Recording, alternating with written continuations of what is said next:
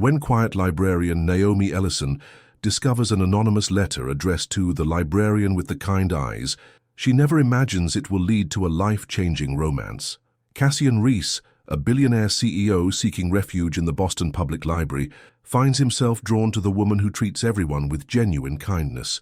As their worlds collide through heartfelt notes and stolen conversations, they must decide if their connection is strong enough to bridge their different worlds. Now, before we start this story, comment below from where you are watching us.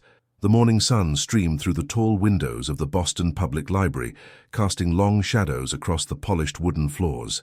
Naomi Ellison adjusted her cardigan and pushed her book cart forward, the familiar squeak of its wheels a comforting sound in the quiet building. "Good morning, Mrs. Peterson," Naomi said with a warm smile as she passed an elderly woman who visited the library every Tuesday. "Morning, dear. Any new mysteries this week?" Mrs. Peterson asked, peering over her reading glasses. "I set aside that new James Patterson just for you," Naomi replied, reaching into her cart and pulling out a hardcover book. "I knew you'd be asking." Mrs. Peterson's face lit up. "You're an angel, Naomi. An absolute angel." This was Naomi's world. At 28, the quiet black librarian had found her place among the thousands of books that lined the shelves of the historic library. Her colleagues often remarked that she knew every regular patron by name and remembered their reading preferences without having to check the computer system. But what they didn't know was how empty Naomi felt when she walked out those grand library doors each evening. 6 months ago, Naomi's boyfriend of 3 years, Marcus, had left her for a woman he met at his gym. "You're too quiet, Naomi," he had said. "Too predictable. I need excitement in my life." And just 2 months after that heartbreak, her beloved father had suffered a massive heart attack. He died before Naomi could even make it to the hospital to say goodbye. Now, all she had left of him were memories and the collection of notes he used to hide for her in library books when she was a little girl. Her father had started the tradition when she was just 7 years old, leaving little notes with clues that would lead her to another book and another, until she found a small treat or toy at the end. "You've been staring at that same shelf for 5 minutes," said Linda, the head librarian, breaking into Naomi's thoughts. "Everything okay?" Naomi nodded quickly. "Just thinking about what to recommend for the book club next month." Linda patted her shoulder. "Well, don't think too hard. We need those returns shelved before the afternoon rush." Naomi returned to her work, carefully placing each book in its proper place. Her fingers lingered on a worn copy of Wuthering Heights. It had always been one of her favorites, the story of a love so powerful it defied convention, so different from her own life. She opened the book, breathing in the familiar scent of aged paper. That's when she noticed it, a small cream-colored envelope tucked between the pages. Thinking it was a forgotten bookmark, Naomi pulled it out. To her surprise, it was addressed simply, "To the librarian with the kind eyes." Naomi looked around, suddenly self-conscious. Was this meant for her?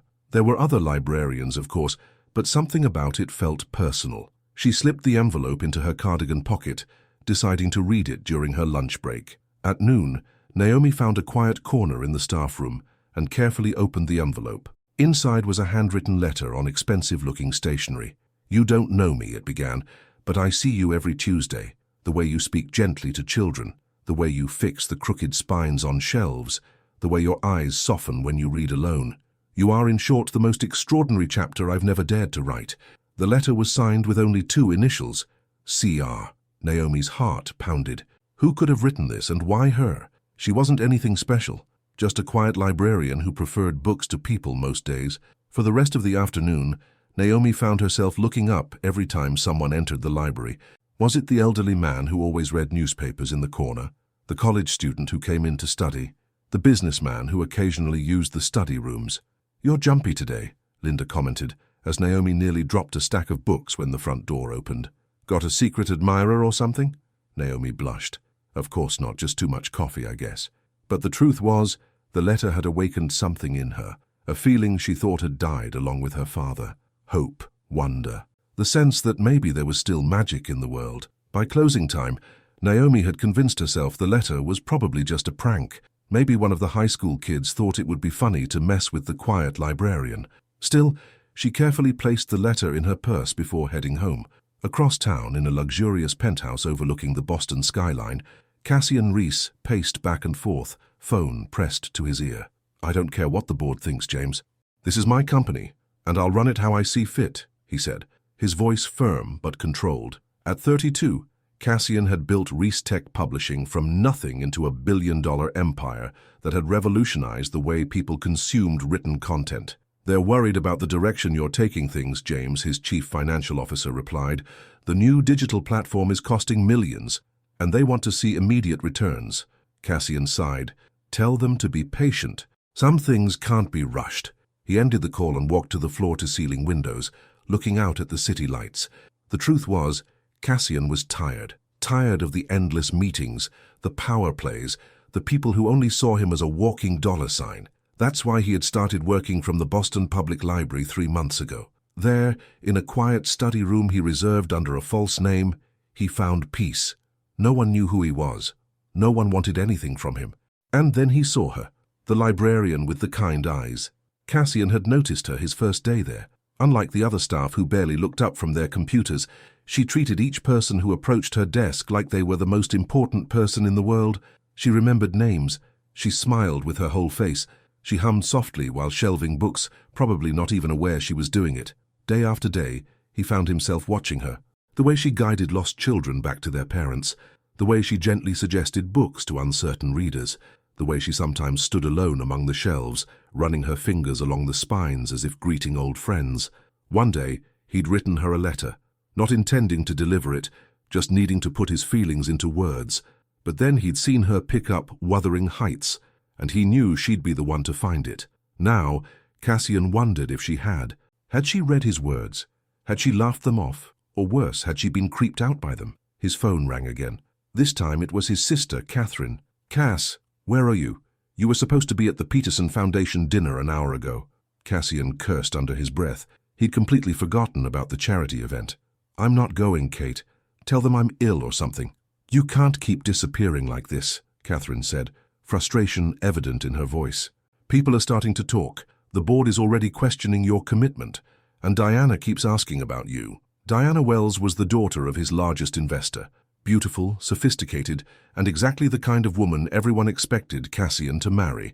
They'd been on a few dates, mostly to please their families, but Cassian felt nothing for her beyond polite friendship. "I'm working on something important," he said, glancing at his desk where drafts of a new book lay scattered.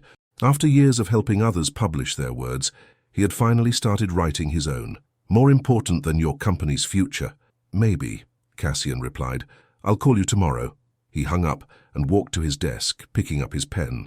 But instead of working on his book, he found himself writing another letter to the librarian with the kind eyes.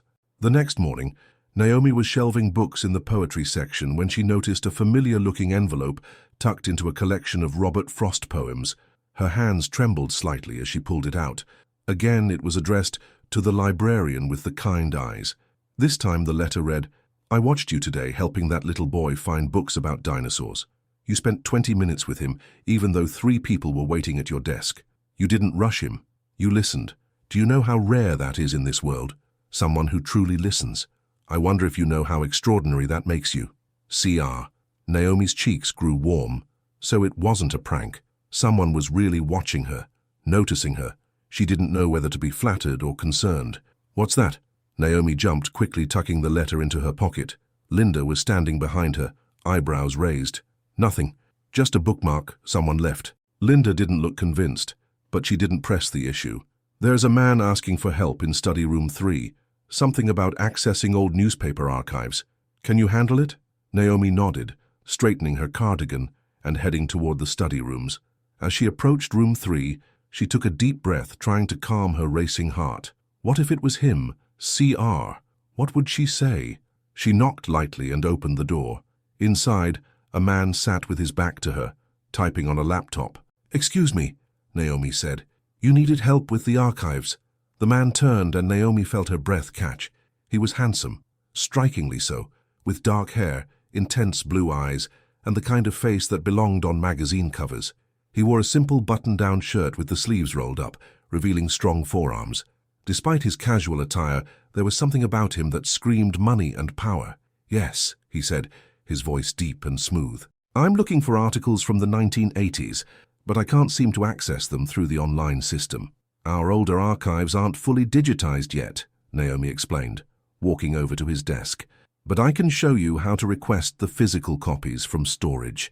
As she leaned over to use his laptop, she caught a whiff of his cologne, something expensive and subtle. Their hands brushed briefly as she took control of the mouse, and Naomi felt a small jolt of electricity at the contact. "I'm Cassian, by the way," the man said. "Cassian Reese, CR, the initials from the letters." Naomi's heart pounded so loudly she was sure he could hear it. "Naomi Ellison," she replied, her voice surprisingly steady. "I haven't seen you here before." That was a lie. She had noticed him, the handsome man who reserved study room 3 every Tuesday and Thursday. She just hadn't helped him personally until now. "I've been coming for a few months," Cassian said. "I find it peaceful here. Away from distractions." "What are you researching?" Naomi asked, genuinely curious. Cassian hesitated. "I'm working on a book." "You're a writer?" "Trying to be," he said with a small smile that transformed his serious face into something warm and approachable. "I publish other people's words for a living. Finally decided to try writing my own." Naomi nodded, focusing back on the screen to hide her racing thoughts. Was this the man who had been leaving her letters?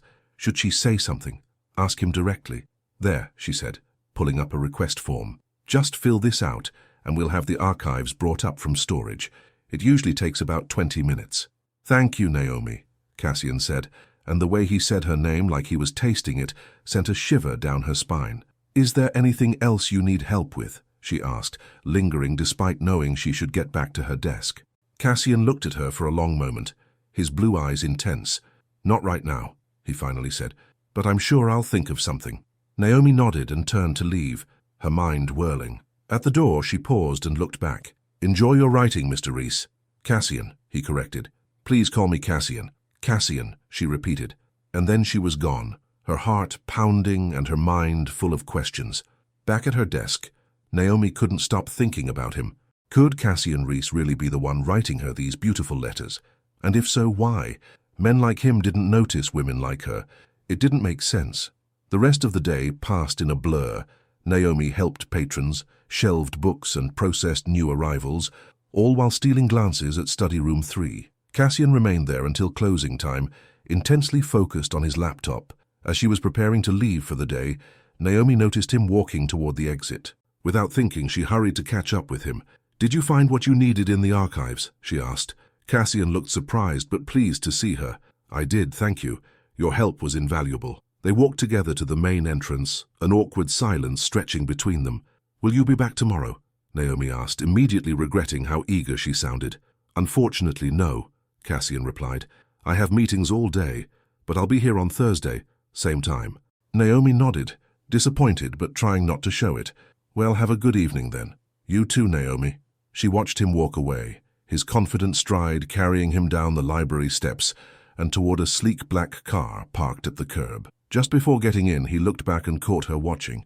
He smiled and raised his hand in a small wave. Naomi waved back, her cheeks burning with embarrassment at being caught staring. As his car pulled away, she couldn't help but wonder if she'd see another letter tomorrow. Cassian couldn't focus during his executive board meeting the next day. His mind kept drifting to Naomi, the way her eyes had lit up when she talked about the library's archives, the slight nervousness in her voice when she'd asked if he'd be back. "Cassian, did you hear the question?" James asked, breaking into his thoughts. "I'm sorry, could you repeat that?" Cassian said, straightening in his chair. From across the table, Diana Wells gave him a concerned look. With her perfect blonde hair and designer outfit, she looked like she belonged on the cover of a fashion magazine. "Are you feeling all right?" she asked. "You seem distracted." "I'm fine," Cassian replied, "just thinking about the new platform launch." The truth was, he was thinking about whether Naomi had found his second letter and wondering if he was being completely crazy, developing feelings for a woman he barely knew. After the meeting, Diana caught up with him in the hallway. "My father wants to know if you'll be joining us for dinner this weekend at the Cape," she said, placing her hand on his arm. "He's very interested in hearing more about your digital publishing platform." Cassian knew what this was really about. Richard Wells wanted him as a son-in-law almost as much as he wanted a return on his investment in Reestech. "I'm afraid I can't this weekend," Cassian said. "I have prior commitments." Diana's perfectly manicured eyebrows rose slightly. "You've been very busy lately. Anything I should know about?" "Just work," Cassian lied. "You know how it is when we're launching something new." Diana didn't look convinced, but she nodded. "Well, don't work too hard. All work and no play, you know." As she walked away, Cassian felt a wave of guilt. Diana wasn't a bad person. She was intelligent, beautiful, and would make a perfectly suitable partner. On paper, they made sense. But when he thought of her, he felt nothing. No spark, no excitement, not like when he thought of Naomi. Back in his office, Cassian's executive assistant, Margaret, was waiting with a stack of papers needing his signature. "Your sister called," Margaret said. "3 times. She seems upset." Cassian sighed. "I'll call her back. And Mr. Wells wants to schedule a private meeting for next week." "Fine, but not on Tuesday or Thursday. I'll be working off-site those days." Margaret gave him a curious look, but knew better than to ask questions. "Also, the executive committee wants to know if you'll be attending the Publishers' Conference in New York next month. They've requested you give the keynote." "Tell them I'll think about it," Cassian said, sitting down at his desk. When Margaret left, he pulled out a sheet of his personal stationery and began to write. The words flowed easily, more easily than they ever did when he worked on his book. "I spoke to you today, heard your voice, watched your hands move across the keyboard. You were exactly as I imagined, kind, intelligent, genuine. In a world of people playing parts, you are refreshingly real. Thank you for that small gift. CR." Tomorrow, he would place this letter somewhere for her to find. And maybe, just maybe, he would find the courage to tell her the truth. The next morning, Naomi arrived at the library earlier than usual. She couldn't explain the nervous energy that had her up before dawn, or why she'd spent extra time choosing her outfit, a navy blue dress with a cream cardigan that brought out the warmth in her brown skin. "You look nice today," Linda commented, as Naomi hung up her coat in the staff room. "Special occasion." "No," Naomi said quickly. "Just felt like a change." Linda smiled knowingly, but said nothing more. Throughout the morning, Naomi found herself glancing at the entrance each time the door opened. She knew Cassian had said he wouldn't be in today, but part of her hoped he might appear anyway. Instead, during her lunch break, she found another letter. This one tucked inside a book of poetry she'd been reading the day before and left on her desk. "I spoke to you today," it read. "Heard your voice. Watched your hands move across the keyboard. You were exactly as I imagined. Kind, intelligent, genuine. In a world of people playing parts, you are refreshingly real. Thank you for that small gift. CR."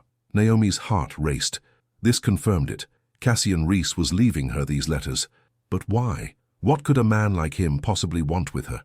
"What's got you smiling like that?" asked Tom, one of the younger librarians, as he passed her desk. Naomi quickly tucked the letter away. "Nothing. Just a funny text from a friend." The rest of the day dragged on endlessly. Naomi went through the motions of her job, but her mind was elsewhere. She kept replaying her brief conversation with Cassian, analyzing every word, every look. By the time Thursday arrived, Naomi was a bundle of nerves. She'd changed her outfit 3 times before work, finally settling on a simple but flattering dark green dress that her mother had always said brought out her eyes. At precisely 10:15 a.m., Cassian walked through the library doors. Naomi pretended to be busy with the computer system, but she was acutely aware of his presence as he approached the front desk. "Good morning," he said, his voice sending a small shiver down her spine. Naomi looked up, trying to appear casual. "Mr. Reese, back for more research?" "Cassian," he reminded her with a small smile. "And yes, if that's all right, I've reserved room 3 again." "Of course," Naomi said, sliding a key across the desk. Their fingers brushed briefly, and she felt that same jolt of electricity she'd experienced before. "Let me know if you need anything." "Actually," Cassian said, "I was wondering if you might help me find some books on Boston's history for background research." "I'd be happy to," Naomi replied, coming around from behind the desk. "We have an excellent local history section." As they walked together through the library, Naomi was painfully conscious of his presence beside her, the subtle scent of his cologne, the way he walked with quiet confidence, how his eyes seemed to miss nothing. "How long have you worked here?" Cassian asked as they made their way to the history section. "Almost 6 years," Naomi replied. "I started right after getting my master's in library science." "You must love books," Naomi smiled. "They've always been my best friends. My father used to say I lived more in stories than in reality." "Your father sounds like a wise man." A shadow crossed Naomi's face. "He was. He passed away 4 months ago." Cassian stopped walking, turning to face her fully. "I'm so sorry, Naomi. That must be incredibly difficult." The genuine concern in his eyes took her by surprise. Most people offered platitudes when she mentioned her loss, but Cassian looked like he truly cared. "Thank you," she said softly. It's been hard. He was my best friend. They stood there for a moment, something unspoken passing between them. Then Naomi cleared her throat and continued walking. The local history section is just around this corner. As she helped him select several books on Boston's past, Naomi found herself relaxing in his presence. Cassian asked thoughtful questions, not just about the books, but about her recommendations and opinions. He listened when she spoke, really listened, as if everything she said mattered. I think these will be perfect, he said when they had gathered a small stack. Would you have time to join me for coffee later? To discuss them, of course. Naomi hesitated. Was this a date or just professional interest? I have a lunch break at noon, she heard herself saying. Cassian's smile was like sunshine breaking through clouds. Noon it is. I'll come find you. In study room 3, Cassian couldn't focus on his work. He kept glancing at his watch, counting the minutes until noon. What was happening to him? He was acting like a teenager with his first crush, not a 32-year-old CEO responsible for thousands of employees and millions in revenue. His phone buzzed with an incoming call from James. Cassian sighed and answered. The board is asking questions, Cass, James said without preamble. Wells is making noise about pulling his investment if you don't start showing up more regularly at the office. I'm working on the new platform every day, Cassian replied, irritation creeping into his voice. But they don't see you doing it. Perception matters in this business, you know that. Tell them I'll be in tomorrow for the full day. Will that keep them happy for now? It would help if you brought Diana to the charity gala next weekend, James suggested. Wells would see it as a good sign. Cassian pinched the bridge of his nose. Fine, I'll call her. After hanging up, he stared at the books Naomi had helped him select. The truth was he didn't need them for research. He just wanted an excuse to spend time with her. Was he being completely irresponsible? Probably. His company was in a delicate position with the new digital platform launch. He should be focusing all his energy on that, not pursuing a librarian he barely knew. But when noon arrived and Naomi appeared at the door of his study room, all those concerns melted away. Ready for coffee? She asked with a shy smile. Absolutely, Cassian replied, gathering his things. They walked to a small cafe across the street from the library. Cassian noticed how Naomi greeted the barista by name, asking about his classes at the community college. It was so like her to remember such details about people. After they ordered and found a quiet table in the corner, an awkward silence fell between them. So, Naomi finally said, your book, what's it about? Cassian hesitated. It's complicated. A story about someone who has everything society says should make him happy, but who feels empty inside, until he finds something unexpected. Sounds interesting, Naomi said. Is it fiction or memoir? Cassian laughed softly. A bit of both, perhaps. The best stories usually are, Naomi replied, taking a sip of her coffee. My father always said fiction is just truth wearing a mask. Your father sounds like someone I would have liked to meet. Naomi's eyes grew sad again. He would have liked you, I think. He appreciated people who think deeply about things. Tell me about him, Cassian said gently. To her surprise, Naomi found herself opening up. She told Cassian about her father, his love of books, his work as a high school English teacher, the way he'd raised her alone after her mother left when Naomi was just 5 years old. He used to hide notes for me in library books, she said, smiling at the memory. Little treasure hunts that would lead me from book to book until I found a small gift at the end. What a wonderful tradition, Cassian said, his eyes warm. No wonder you became a librarian. Books were our special connection, Naomi agreed. I still have all his notes saved in a box at home. As they continued talking, the initial awkwardness faded. Naomi found herself laughing at Cassian's dry humor and feeling completely at ease in his company. When she glanced at her watch, she was shocked to see that nearly an hour had passed. I should get back, she said reluctantly. My break ended 20 minutes ago. I've made you late, Cassian said, looking concerned. I'm sorry. It's okay. Linda is pretty understanding. As they walked back to the library, Cassian asked, would it be all right if I called you sometime to continue our conversation? Naomi felt a flutter in her stomach. Yes, I'd like that. They exchanged phone numbers, and Naomi returned to her desk with her cheeks flushed and her heart racing. Long lunch? Linda asked with raised eyebrows. Sorry, Naomi said. I lost track of time. Linda murmured, looking toward study room 3 where Cassian had returned. I bet you did. That evening, as Naomi was leaving work, she found another envelope in her bag. Her hands trembled slightly as she opened it. Today, you told me about your father, the letter read. About the notes he left you in books. About how much you miss him. I saw the pain in your eyes, but also the love. Thank you for sharing that piece of yourself with me. Some people go their whole lives without knowing what it means to love that deeply. You're fortunate to have experienced it, even if that makes the loss more painful. CR. Tears welled in Naomi's eyes. The letter confirmed what she'd already suspected. Cassian was CR. But instead of feeling deceived, she felt touched that he'd been paying such close attention, that he understood what her father had meant to her. When she got home to her small apartment, Naomi pulled out the box where she kept her father's notes. She hadn't looked at them since the funeral, but now she carefully removed the lid and began reading through them. To my brilliant Naomi, one read, follow the clues and find the treasure. Your next stop, look for the book about the girl who fell down a rabbit hole. Love, Dad. Another said, you're getting warmer. Now find the book about the boy wizard with the lightning scar. Almost there. Love, Dad. As she read through the notes, Naomi felt a warmth spreading through her chest. For the first time since her father's death, the memories brought more joy than pain. Her phone buzzed with a text message. It was from Cassian. I enjoyed our conversation today. Would you be free for dinner tomorrow night? Naomi stared at the message, her heart pounding. This was moving quickly. Too quickly, perhaps. Part of her wanted to be cautious after what happened with Marcus, but another part, a stronger part, wanted to see where this might lead. Yes, she texted back. I'd like that. The next evening, Cassian picked Naomi up in his sleek black car. He'd suggested a small Italian restaurant in the North End, not one of the trendy, expensive places he usually frequented for business dinners. This is lovely, Naomi said, as they were seated at a quiet corner table. The restaurant was warm and inviting, with checkered tablecloths and candles in wine bottles. I thought you might prefer somewhere a bit more intimate than a fancy downtown restaurant, Cassian said.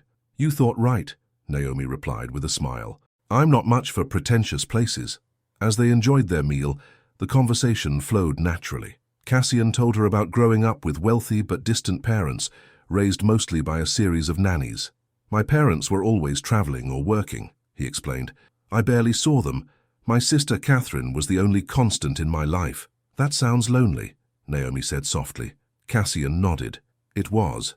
Books became my companions, worlds I could escape to when my own felt too empty. Another thing we have in common, Naomi said. What about you? Cassian asked. After your mother left, was it just you and your father? Mostly, Naomi replied. My father never remarried, though there were a few women he dated over the years. None of them stuck around long. I think, she hesitated, I think maybe he never got over my mother leaving. And you? Cassian asked gently. Have you been in any serious relationships? Naomi took a sip of her wine before answering. 1. Marcus. We were together for 3 years before he left 6 months ago. He said I was too quiet, too predictable. Anger flashed briefly in Cassian's eyes. He sounds like a fool who didn't appreciate what he had. What about you? Naomi asked, eager to change the subject. Anyone special in your life? Cassian hesitated. There have been women, but no one significant. In my world, relationships often come with agendas. It's hard to know if someone wants you or what you can do for them. That must be difficult, Naomi said, genuine sympathy in her voice. It's why I find you so refreshing, Cassian admitted. You have no idea who I am in that world. Naomi tilted her head. What do you mean? Cassian looked uncomfortable.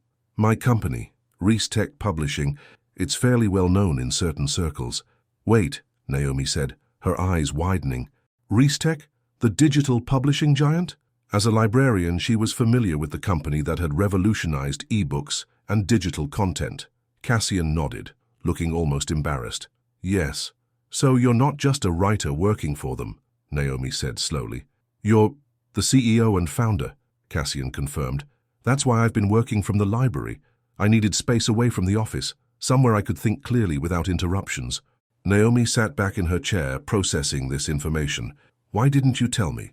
Because for once someone was seeing me, not my company or my bank account, Cassian said, his voice earnest. Do you know how rare that is? Before Naomi could respond, a woman approached their table. Cassian? Cassian Reese, is that you? Cassian's expression tightened almost imperceptibly as he looked up. Diana. What a surprise. The woman was stunning, tall and blonde, dressed in an outfit that probably cost more than Naomi's monthly rent. She looked at Naomi with barely concealed curiosity. I thought that was you, Diana said, her voice smooth as silk. My father has been trying to reach you all day. I've been in meetings, Cassian replied, his tone cool but polite. Diana Wells, this is Naomi Ellison. Naomi, Diana is the daughter of one of our major investors. Pleased to meet you, Naomi said, feeling suddenly self-conscious in her simple dress. Diana's smile didn't reach her eyes. Likewise, are you in publishing as well? No, Naomi replied. I'm a librarian. Diana's eyebrows rose slightly. How quaint. Well, I won't interrupt your dinner any longer. Cassian, don't forget about the gala next weekend. Daddy is expecting you to be there. She looked pointedly at Naomi. With me. After Diana walked away, an uncomfortable silence fell between them. I'm sorry about that, Cassian finally said. Diana and I, there's nothing between us, despite what her father might want. You don't owe me any explanations, Naomi said, though she couldn't help feeling a twinge of insecurity. What was she doing here with this man who clearly belonged to a world so different from her own? Yes, I do, Cassian insisted, reaching across the table to take her hand. Because I care about what you think. Because these past few days, talking with you, being with you, it's the most real connection I've felt in years. The sincerity in his voice was impossible to doubt. Naomi squeezed his hand. The letters, she said. It was you, wasn't it? Cassian looked startled, then sheepish. How did you know? The initials, the timing, the things you noticed about me. Naomi smiled. I'm a librarian. We're good at putting clues together. Are you angry? Cassian asked. No, Naomi said truthfully. They were beautiful. No one has ever seen me the way you seem to. Cassian's face relaxed into a smile. From the first day I saw you in the library, there was something about you that drew me in. Your kindness, your quiet confidence, the way you treat everyone with such genuine interest. So you started writing me anonymous letters, Naomi teased. I never actually meant to leave the first one, Cassian admitted. I wrote it for myself, to try to capture what I was feeling. But then I saw you pick up that copy of Wuthering Heights, and it felt like fate. The rest of the evening passed in a warm glow of connection. When Cassian drove Naomi home, he walked her to her door like a gentleman. I had a wonderful time, Naomi said, suddenly shy. So did I, Cassian replied. He reached out and gently touched her cheek. May I see you again tomorrow? Naomi nodded, unable to speak past the lump in her throat. Cassian leaned down and kissed her, softly at first. Then, with growing intensity, Naomi felt herself responding, her arms wrapping around his neck as the world seemed to disappear around them. When they finally broke apart, both were breathless. Good night, Naomi, Cassian whispered. Good night, she replied, her voice unsteady. As she watched him walk back to his car, Naomi touched her lips, still warm from his kiss. For the first time in months, she felt truly alive. The next morning, Naomi arrived at work to find a package on her desk. Inside was a beautiful leather-bound journal with her initials embossed in gold on the cover. The note attached read, "For your own words, which deserve to be preserved, C.R." Naomi hugged the journal to her chest, smiling. Someone looks happy today, Linda observed as she passed by. Anything to do with that handsome man from study room 3? Maybe, Naomi admitted.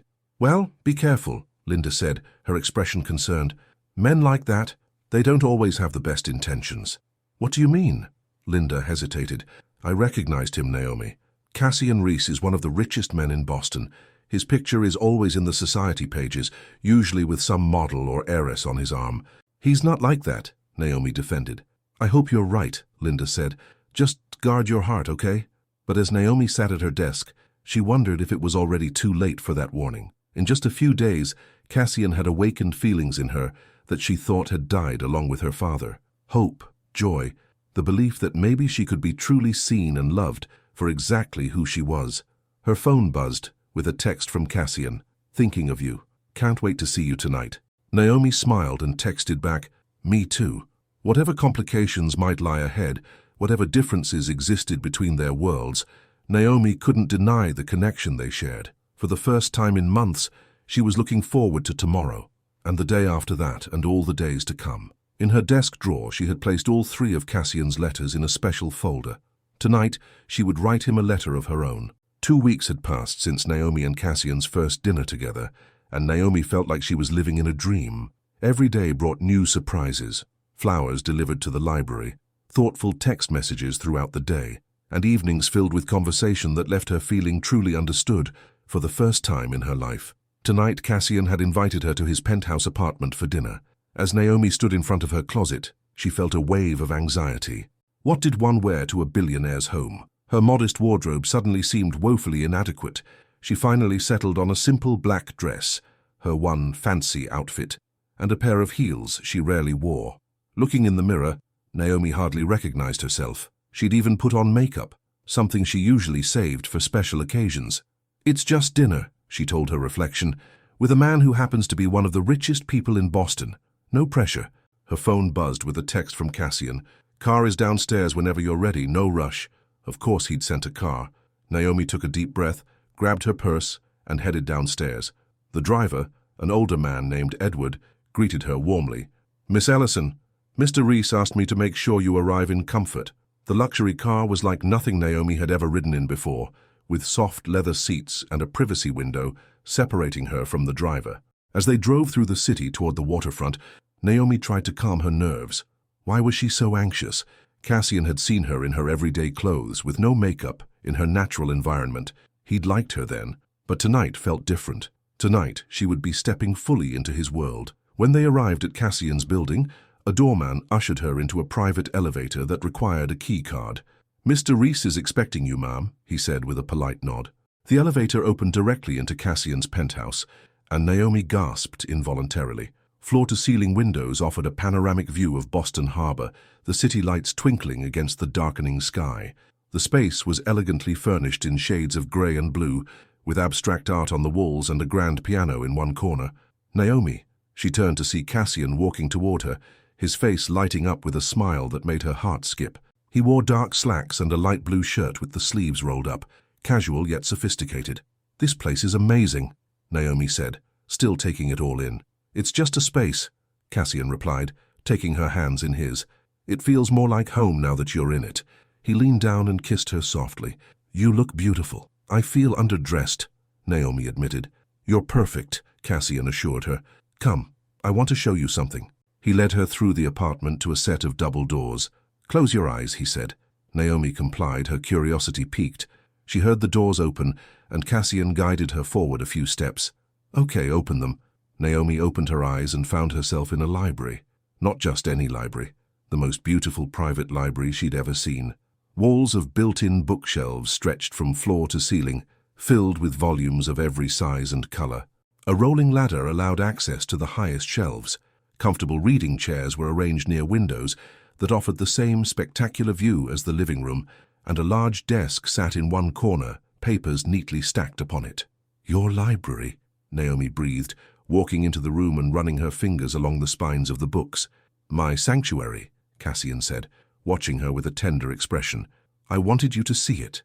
Naomi turned to him, her eyes shining. "It's wonderful. Thank you for sharing it with me. I've never brought anyone else in here," Cassian admitted. "It's always been my private space." The significance of his words wasn't lost on Naomi. He wasn't just showing her a room, he was letting her into a part of himself that he kept hidden from the world. They had dinner on his balcony, the city spread out below them like a carpet of lights. Cassian had prepared the meal himself, a simple but delicious pasta dish. "You cook?" Naomi asked, impressed. "Only a few dishes," Cassian admitted, "but I wanted tonight to be special. No staff, no interruptions, just us." Over dinner, they talked about books they loved, places they wanted to visit, dreams they'd set aside. Naomi found herself opening up about how she'd always wanted to write children's books, inspired by the stories her father used to tell her.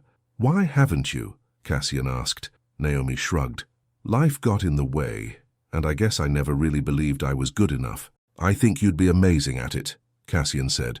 "Your understanding of what makes a story connect with readers, that's rare, Naomi." After dinner, they moved to the living room, where Cassian poured them each a glass of wine. As they sat together on the sofa, Naomi felt a contentment she hadn't experienced in years. "I have something for you," Cassian said, reaching into his pocket. He pulled out a small envelope, the same cream-colored stationery as his previous letters. Naomi smiled as she took it. "Another letter?" "Old habits," Cassian said with a sheepish grin. "Sometimes I can express myself better on paper." Naomi opened the envelope and read, "Naomi, these past 2 weeks have been the happiest of my life. Before you, I was just going through the motions, Successful on paper but empty inside. You've awakened something in me I thought was long dead. The ability to feel, to hope, to believe that maybe I can be more than what the world expects of me. I'm falling in love with you, and it terrifies and thrills me in equal measure. CR. Tears welled in Naomi's eyes as she looked up at him. Cassian, you don't have to say anything, he said quickly. I know it's fast. I just wanted you to know how I feel. Naomi leaned forward and kissed him, trying to convey with actions what she couldn't yet put into words. The kiss deepened, and soon they were lost in each other, the city lights forgotten as they created their own private world. Later, as they lay together in Cassian's bed, Naomi rested her head on his chest, listening to his heartbeat. What are you thinking? Cassian asked, stroking her hair. That I'm scared, Naomi admitted. This is all happening so fast, and our worlds are so different. I keep waiting for the other shoe to drop. Cassian tilted her chin up, so she was looking at him. Our worlds don't matter. What matters is this, what we feel for each other. But they do matter, Naomi insisted. You're Cassian Reese, CEO of a billion-dollar company. I'm a librarian who lives in a one-bedroom apartment and shops at Target. Those are just circumstances, not who we are, Cassian said. When I'm with you, none of that matters. You see me, the real me, not the man in the business magazines. Naomi wanted to believe him, but a small voice inside her whispered that it couldn't be this easy. Nothing ever was. The next morning, Naomi woke to find Cassian already up, talking on the phone in the other room. His voice sounded tense, different from his usual warm tone. I don't care what Wells says, James. It's my company, and I'll run it my way. No, that's not an option. I'll be in for the board meeting at noon. We can discuss it then. When he returned to the bedroom, his expression was troubled. Everything okay? Naomi asked. Cassian's face softened as he looked at her. Just business. Nothing for you to worry about. He sat on the edge of the bed and kissed her.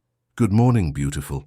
After breakfast, Cassian's driver took Naomi home so she could change before work. As she entered her small apartment, the contrast between her world and Cassian's struck her anew. Her IKEA furniture and thrift store finds seemed shabby after the luxury of his penthouse. At the library, Naomi found it hard to concentrate. Her mind kept drifting to Cassian, to the letter he'd written, to the night they'd shared. Was she falling in love with him too? It seemed crazy after just 2 weeks, but her heart didn't seem to care about time frames. Earth to Naomi, Linda said, waving a hand in front of her face. You've been staring at that same page for 5 minutes. Sorry, Naomi said, blushing. Just distracted. Linda replied. Wouldn't have anything to do with a certain handsome billionaire, would it? Is it that obvious? Only to everyone with eyes, Linda teased, but then her expression grew serious. Be careful, Naomi. Men like that, they live in a different world. I don't want to see you get hurt. Cassian's not like that, Naomi insisted. He's genuine. Linda didn't look convinced, but she dropped the subject. During her lunch break, Naomi received a text from Cassian. Miss you already. Stuck in meetings all day. Dinner tonight? Naomi smiled and texted back, Miss you too. Dinner sounds perfect. As she was putting her phone away, Tom approached her desk. There's someone asking for you at the front, he said. A woman. Curious, Naomi went to the main entrance. Standing there, looking completely out of place in the library in her designer outfit and perfect blonde hair, was Diana Wells. Miss Ellison, Diana said with a cold smile. Do you have a moment to talk? Naomi's stomach tightened, but she nodded. Of course, we can use one of the meeting rooms. Once they were seated in the small room, Diana wasted no time with pleasantries. I'll be direct, she said. Whatever you think is happening between you and Cassian, it's not real. It's a distraction, a temporary amusement. Naomi felt as if she'd been slapped. I don't think that's any of your business. It is my business when my father has invested millions in Reestech, and its CEO is jeopardizing the company's future with his diversions. Diversions? Naomi repeated, anger rising in her chest. You're not the first, you know, Diana said, examining her manicured nails. Cassian has a pattern. When work pressure builds, he finds someone uncomplicated, someone who doesn't know about his world or its demands. It never lasts. If you're trying to intimidate me, I'm trying to save you from embarrassment, Diana interrupted, and to protect my family's investment. Cassian is distracted, missing meetings, making impulsive decisions. The board is concerned. I still don't see how this involves me, Naomi said, struggling to keep her voice steady. Diana reached into her purse and pulled out a magazine. Page 42, she said, sliding it across the table. Naomi opened the Society magazine to the indicated page and felt her heart sink. There was a photo of Cassian at what appeared to be a charity event, with Diana on his arm. Both were smiling, looking every inch the perfect couple. The caption read, "Tech mogul Cassian Reese and socialite Diana Wells make a stunning pair at the Children's Hospital benefit. Sources say wedding bells may be in their future." "This is from last weekend," Diana said. "The night after he had dinner with you." Naomi stared at the photo, feeling sick. "He said there was nothing between you." "There may not be yet," Diana admitted, "but there will be. Our families have been aligned for years. It's expected." "By whom?" Naomi demanded. "Not by Cassian." Diana's expression hardened. "Do you really think someone like Cassian Reese ends up with a librarian? Be realistic, Miss Ellison. You're a diversion, nothing more. Eventually, he'll return to his real life, a life that includes me, not you." She stood, smoothing her skirt. "I'll see myself out. I hope you're sensible enough to end this before it becomes even more embarrassing for everyone involved." After Diana left, Naomi sat in the meeting room, trying to process what had just happened. The magazine lay open on the table, Cassian and Diana's smiling faces mocking her. He had never mentioned attending an event with Diana last weekend. In fact, he'd told Naomi he was working late on the new platform launch. Had she been naive? Had she allowed herself to believe in a fairy tale that could never come true? Naomi's phone buzzed with another text from Cassian. "Board meeting finally over. Can't wait to see you tonight. My place at 7. She stared at the message, unsure how to respond. Part of her wanted to confront him immediately, to demand an explanation about the photo, about Diana's claims. But another part feared what his answer might be. Before she could decide, Tom poked his head into the meeting room. "Sorry to interrupt, but there's a situation with a patron at the children's desk. Linda said to get you." Naomi sighed, putting her phone away. She would have to deal with this later. By the time Naomi finished her shift, she had convinced herself that Diana was lying, trying to manipulate her. Cassian wouldn't do that to her.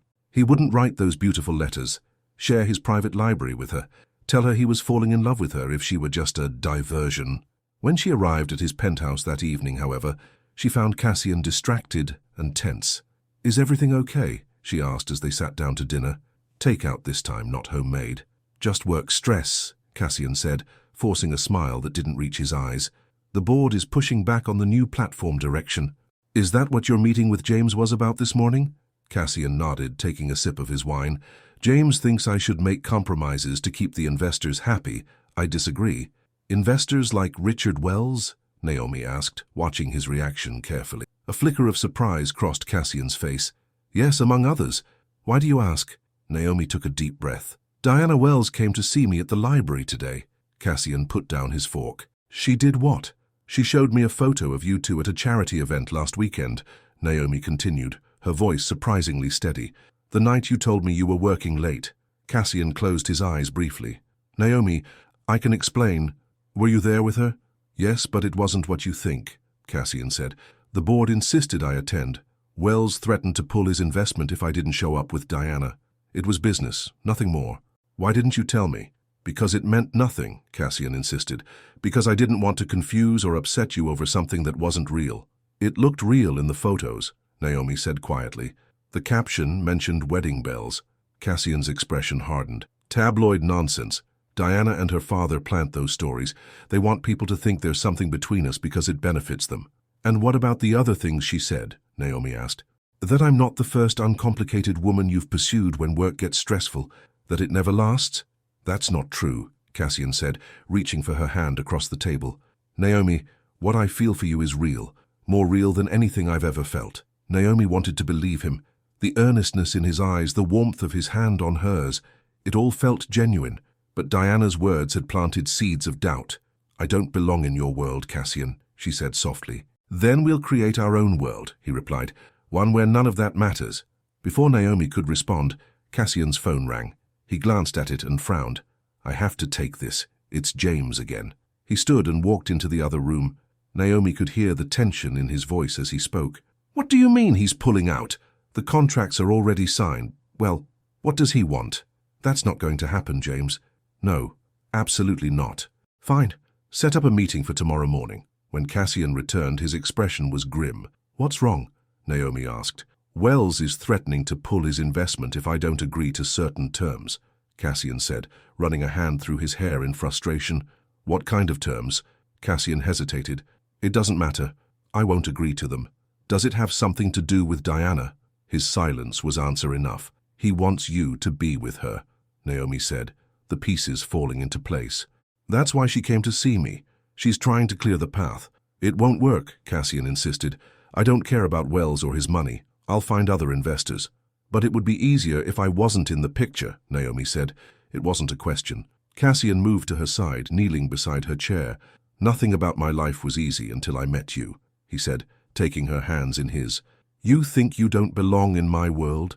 The truth is, I never belonged there either. I've been playing a part my whole life, being who everyone expected me to be. With you for the first time I can just be myself. Tears filled Naomi's eyes.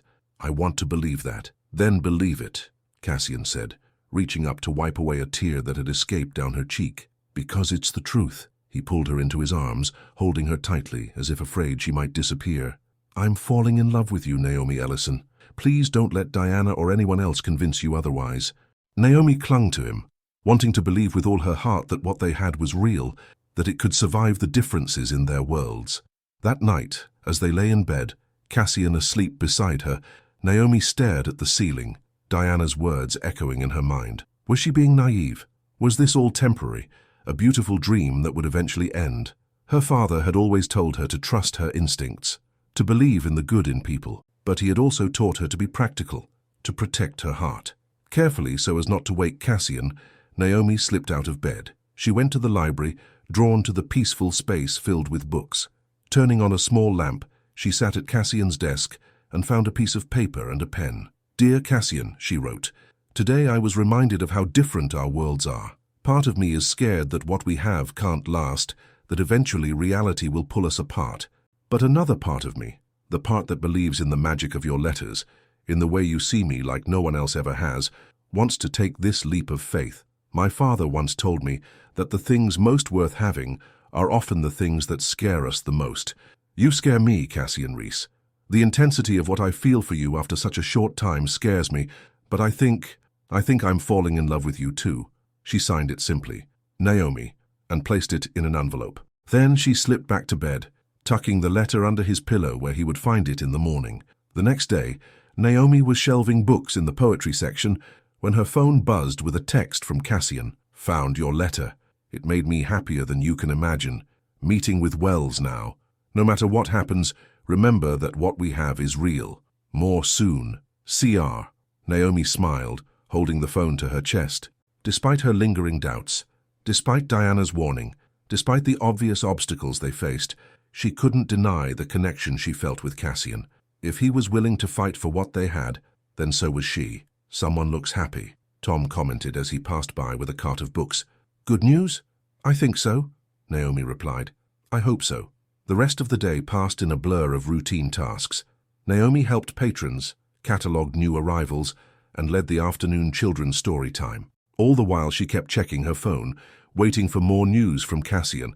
But as the hours passed with no further messages, her anxiety grew. What was happening in that meeting? What would Richard Wells demand?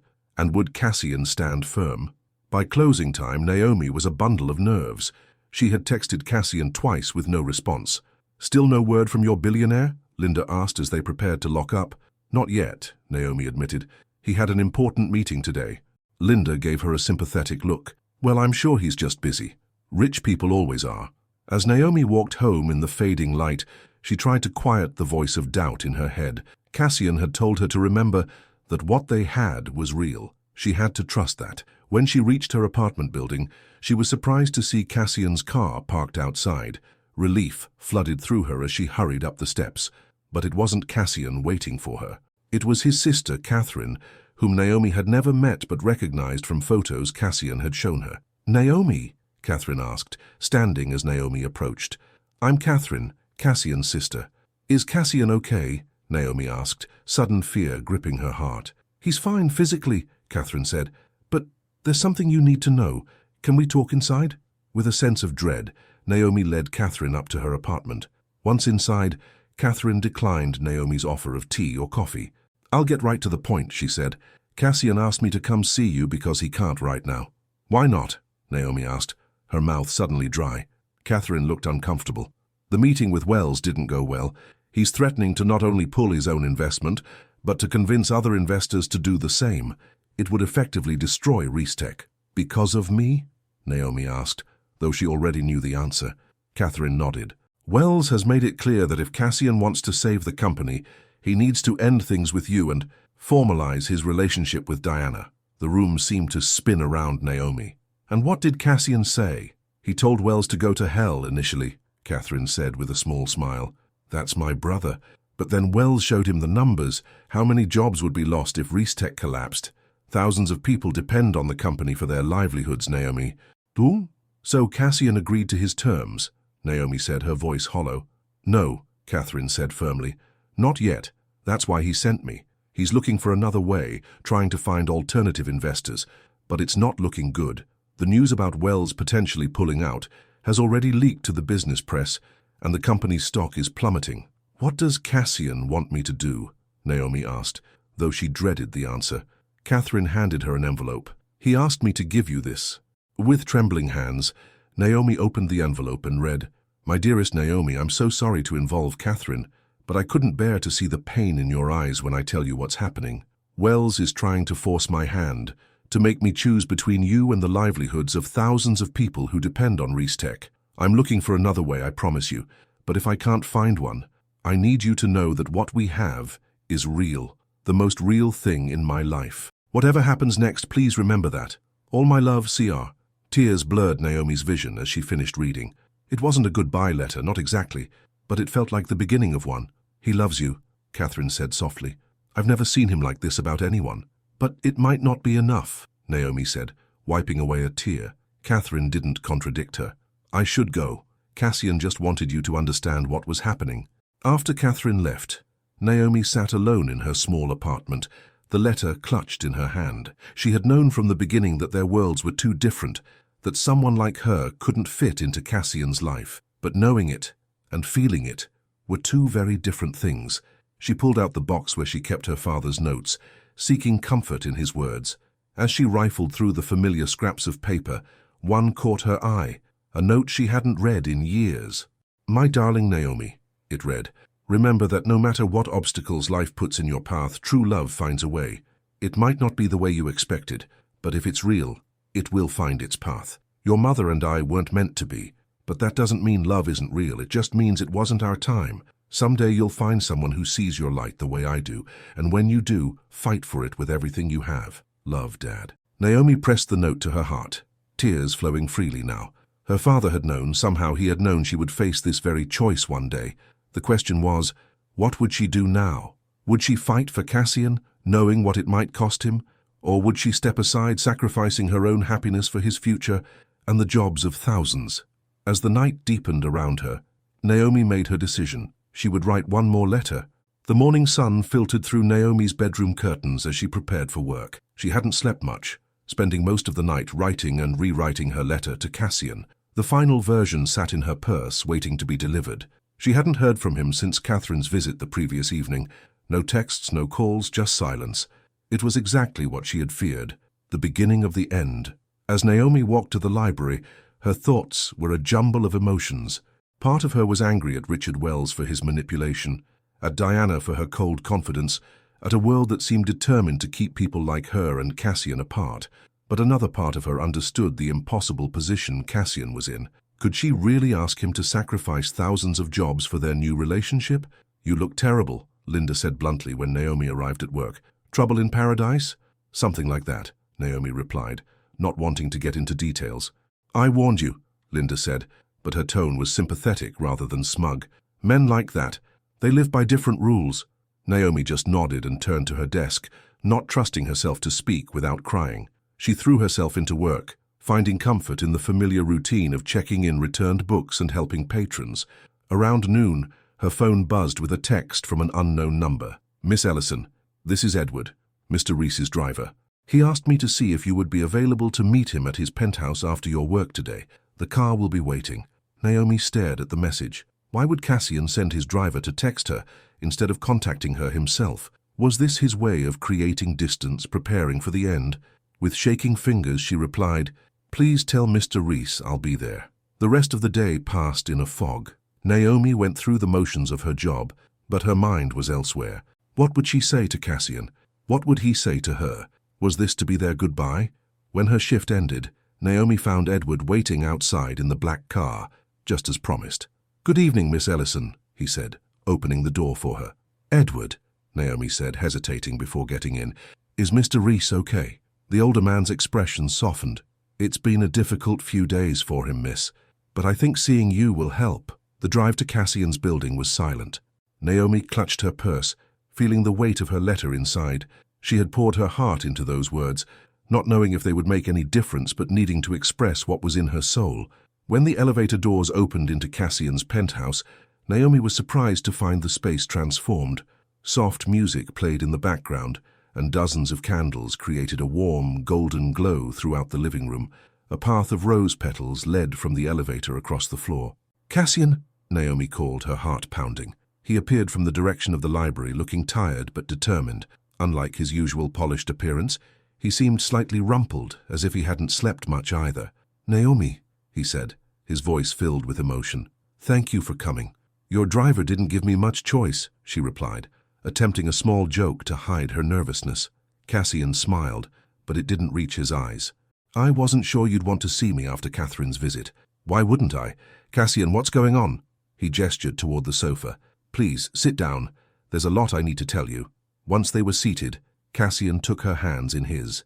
"The past 24 hours have been the most challenging of my life," he began. Wells wasn't bluffing. He started pulling strings with other investors, and by this morning, Reese Tech's stock had dropped 20%. Naomi felt sick. "Because of me." "No," Cassian said firmly.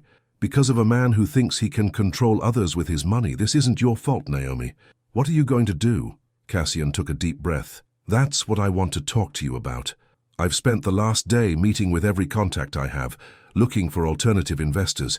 James thinks I'm crazy, that I should just give Wells what he wants and end things with you."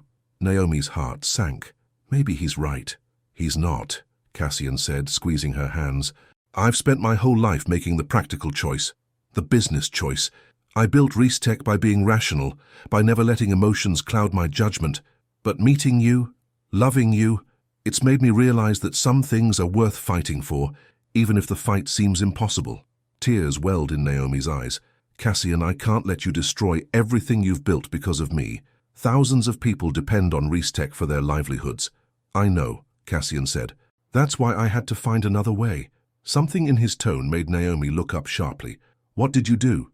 Cassian's expression shifted to one of determination. "I called in every favor, leveraged every relationship I've built over the years, and I found new investors, a consortium led by Malcolm Chen, an old friend from business school. They're prepared to buy out Wells's share of the company, plus an additional 15%. "They can do that?" "If I give up some control, yes," Cassian explained. "I'll no longer be the majority shareholder. I'll have to answer to a board with real power, not just advisors I can overrule. The new platform will be delayed, some projects will be cut, and I'll have to be more cautious with innovation." "But you love having complete control of your company," Naomi said, remembering their conversations. "You built it from nothing, so you could do things your way." "I did," Cassian agreed. "And until I met you, I thought that was all that mattered to me, but these past weeks have shown me there's something I value more." He reached into his pocket and pulled out a familiar cream-colored envelope. "I found this under my pillow." Naomi recognized the letter she'd written the night they'd argued about Diana. "That feels like a lifetime ago," she said softly. "In it, you wrote about taking a leap of faith," Cassian continued. "About being scared of the intensity of your feelings, but being willing to try anyway." He looked at her intently. "I'm asking you to take another leap with me, Naomi. A bigger one." "What do you mean?" Cassian reached into his other pocket and pulled out a small velvet box. Naomi's breath caught in her throat. "I know it's fast," Cassian said, his voice suddenly nervous. "Probably too fast by any reasonable standard, but nothing about us has followed the usual rules." He opened the box, revealing a simple but elegant diamond ring. "I'm not asking you to marry me tomorrow. I'm asking you to promise me that we'll try, really try, to build a life together, despite our differences, despite the obstacles." Tears spilled down Naomi's cheeks. "Cassian, before you answer," he said quickly, "there's something else you should know. The deal with the new investors isn't final yet. Wells is still fighting it, and there's a chance it could fall through. If it does, I'll have a choice to make. Give in to his demands or watch Reestech crumble. I can't promise you it will all work out perfectly. Naomi reached into her purse and pulled out her own letter. I wrote this last night, after your sister left. Cassian took the envelope, his expression questioning. Read it, Naomi urged. Cassian opened the letter and began to read aloud. Dear Cassian, when we first met, I was a woman who had stopped believing in fairy tales. Life had taught me that dreams don't come true, that safe and predictable was the best I could hope for. Then you left me that first letter, and something awakened in me that I thought had died along with my father. Hope. These past weeks with you have been the happiest of my life. You've shown me what it means to be truly seen by another person, to be valued for exactly who I am. That gift is more precious than I can express. Now we face a choice that seems impossible. Your world is pulling you one way, demanding you be the man they expect you to be, and I am left wondering if there's a place for me in that world. Last night I found a note my father wrote me years ago. He told me that when I found someone who saw my light the way he did, I should fight for that love with everything I had. So that's what I'm going to do. I don't know what the right answer is, Cassian. I don't know if there is one, but I do know this. What we have found together is rare and precious, and I am not ready to let it go without a fight. Whatever you decide about Wells and the company, know that I understand the impossible position you're in, and know that I love you, not the billionaire CEO, but the man who writes beautiful letters and sees magic in a quiet librarian. All my love, Naomi. Cassian looked up from the letter, his eyes shining with unshed tears. You love me? Naomi nodded, her own eyes wet. I do. I love you, Cassian Reese, even though it terrifies me. Cassian set the letter aside and took her hands again. Then will you take this leap with me? Will you wear this ring as a promise that we'll fight for us, whatever comes? Naomi took a deep breath, her father's words echoing in her mind. Yes, she said. Yes, I will. Cassian slid the ring onto her finger, then pulled her into his arms, kissing her with a passion that left no doubt about his feelings. When they finally broke apart, both were smiling through their tears. What happens now? Naomi asked. Now, Cassian said, we face whatever comes together. The board meeting is tomorrow morning. Chen will present his offer and Wells will fight it. I don't know which way it will go. I'll be with you, Naomi promised. Whatever happens. That night, they talked for hours, making plans for both possibilities. If Chen's consortium succeeded in buying out Wells, and if it didn't, they agreed that no matter what, they would find a way to be together, even if it meant Cassian starting over, building a new company from scratch. As they lay in bed, Naomi curled against Cassian's side. She felt a peace she hadn't expected. The future was uncertain, but for the first time in her life she wasn't facing it alone. I have something for you, Cassian said, reaching into the drawer of his bedside table. He pulled out yet another cream-colored envelope. One last letter. Naomi opened it curiously. Inside was a single sheet of paper with just a few lines. To the librarian who taught me that the quietest woman in the room often carries the loudest magic. Thank you for letting me read your light. C.R. It's the dedication for my book, Cassian explained. I finished it last night while waiting to hear from Chen. You finished your book? Naomi asked, surprised. Once I knew what I was fighting for, the words came easily, Cassian said, kissing her forehead. It's a love story. Our love story, though I've changed the names and some details. I can't wait to read it, Naomi said, feeling overwhelmed by the gesture. You're the first one who will, Cassian promised. After all, you're my inspiration. The next morning, Naomi stood in the lobby of the Reestech building, feeling out of place among the sleek professional people rushing to work. She wore her best dress, the same black one she'd worn to Cassian's penthouse that first night, and his ring glittered on her finger. Miss Ellison! Naomi turned to see James, Cassian's chief financial officer, approaching her. She recognized him from photos Cassian had shown her. Yes? James gave her a tight smile. Cassian asked me to bring you up. The meeting is about to start. As they rode the elevator to the executive floor, James studied her with undisguised curiosity. So you're the librarian, he finally said. And you're the numbers guy, Naomi replied, refusing to be intimidated. To her surprise, James laughed. I can see why he likes you, he said. For what it's worth, I hope Chen's offer goes through. I've never seen Cassian fight so hard for anything, or anyone. The boardroom was imposing, a long table surrounded by serious-faced people in expensive suits. Cassian sat at the head, looking every inch the CEO in his tailored attire. When he saw Naomi, his face lit up. "Everyone, this is Naomi Ellison," he said, standing to greet her. "Naomi, these are the members of ReesTech's board of directors." Naomi nodded politely, trying not to show her nervousness.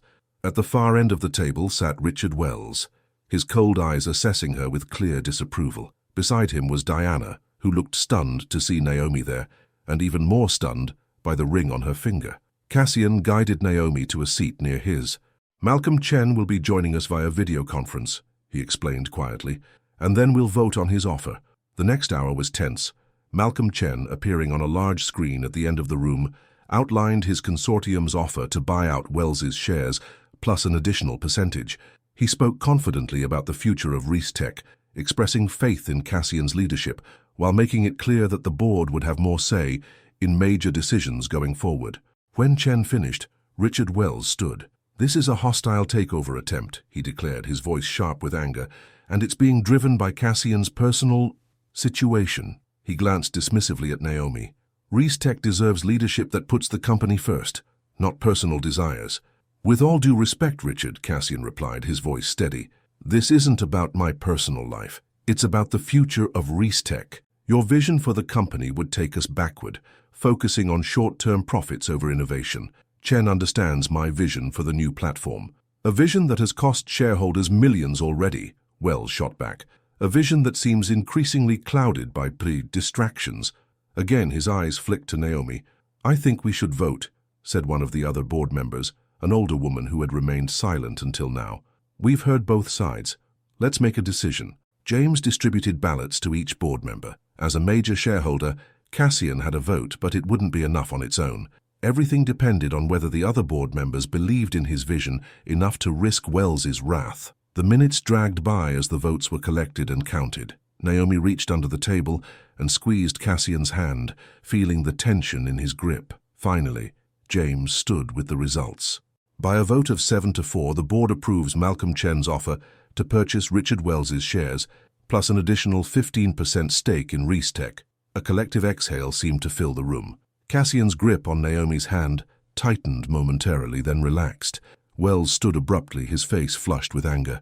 "You'll regret this," he said, looking directly at Cassian. "All of you will." With that, he stormed out of the boardroom, Diana following quickly behind him. The remaining board members approached Cassian, offering congratulations and expressing relief that the conflict was resolved. Several nodded politely to Naomi, curiosity in their eyes. "That's it?" Naomi whispered to Cassian when they had a moment alone. "It's over." "Almost," Cassian replied. "There are papers to sign, details to work out. But yes, the worst is over. Wells is out, and we can move forward. Together," Naomi said, touching her ring. "Together," Cassian agreed, leaning down to kiss her briefly, not caring who saw. 3 months later, Naomi stood in the main hall of the Boston Public Library, adjusting a display of new books. Among them was a novel titled Letters to the Librarian by C.R. Matthews, Cassian's pseudonym for his first published work. The book had been released the previous week and was already generating buzz. Few people knew that C.R. Matthews was actually Cassian Reese, tech mogul and CEO of ReesTech. Cassian had wanted the book to stand on its own merits, not rely on his name for sales. "Your fiancé's book is getting good reviews," Linda said, approaching the display. The Boston Globe called it a tender exploration of love across social divides. Naomi smiled, still not entirely used to hearing Cassian referred to as her fiancé. The ring on her finger caught the light as she straightened a book on the display. "He'll be pleased to hear that," she said. He was nervous about how it would be received. "Hard to believe it's been only 4 months since you two met," Linda marveled. "Feels like a lifetime, doesn't it?" In many ways it did. So much had changed since that first letter Naomi had found tucked into Wuthering Heights. She still worked at the library. She loved her job too much to give it up, but she now split her time between her apartment and Cassian's penthouse. They had decided not to rush the wedding, giving themselves time to truly blend their lives. ReesTech was thriving under the new investment structure. The digital platform had launched successfully, though with some compromises to the original vision. Cassian was working longer hours again, but made sure to carve out time for Naomi and for his writing, which had become an unexpected passion. As for Diana and Richard Wells, they had faded from their lives. Rumor had it that Wells had moved his investments to a ReesTech competitor, and Diana was now dating a European prince she'd met at a charity gala. "Your 4 o'clock appointment is here," Tom called from the front desk, breaking into Naomi's thoughts. "Thank you," she replied. "Send them back to the community room." Since the release of Cassian's book, Naomi had started a new program at the library, writing workshops for children inspired by the notes her father used to leave her. Today was the second session, and 15 children between the ages of 8 and 12 were expected to attend. As Naomi gathered her materials and headed to the community room, she felt a sense of fulfillment she hadn't known was missing from her life. Through Cassian's encouragement, she had finally found the courage to pursue her own dream of writing children's books. Her first manuscript was currently being reviewed by a publisher, not Tech, as both she and Cassian had agreed it should succeed or fail on its own merits. The children were already seated when Naomi entered the room. Among them was a new face, a shy-looking girl with glasses who sat alone in the back. "Welcome, everyone," Naomi said warmly. "Today we're going to talk about the power of letters in storytelling." She pulled out a box, the same one that held her father's notes, and opened it. Sometimes the most powerful stories begin with just a few words written from the heart. As she began the workshop, Naomi didn't notice the man who slipped quietly into the back of the room, watching her with pride and love in his eyes. Cassian had made a habit of surprising her like this, finding moments to remind her that despite his busy schedule, she remained the center of his world. When the session ended and the children filed out, Cassian approached her, a familiar cream-colored envelope in his hand. "For you," he said, kissing her softly. "Some traditions are worth keeping." Naomi opened the envelope, curious. Inside was a short note. "To my future wife, who reminds me daily that the greatest books are the ones we write together, page by page, day by day. All my love, CR." "What do you think about a spring wedding?" Cassian asked as Naomi looked up from the note with tears in her eyes. "Say, April, in the library, of course." "The library?" Naomi repeated, surprised. "Where else?" Cassian said with a smile. "It's where our story began, where a quiet librarian and a lost CEO found each other through words on a page." Naomi reached up and touched his face gently. "April in the library sounds perfect." As they left together, walking hand in hand through the book-lined halls of the place where they first met, Naomi thought about how much her life had changed because of a single letter tucked into a book. She had gone from a woman who didn't believe in fairy tales to one living her own happily ever after. And as for Cassian, the man who had everything money could buy but nothing that truly mattered, he had found the one thing his wealth couldn't purchase, a love that saw beyond his success to the person he really was. Together, they had crossed the divide between their worlds to create one of their own, a world built on understanding, respect, and the magical power of words written from the heart. The end.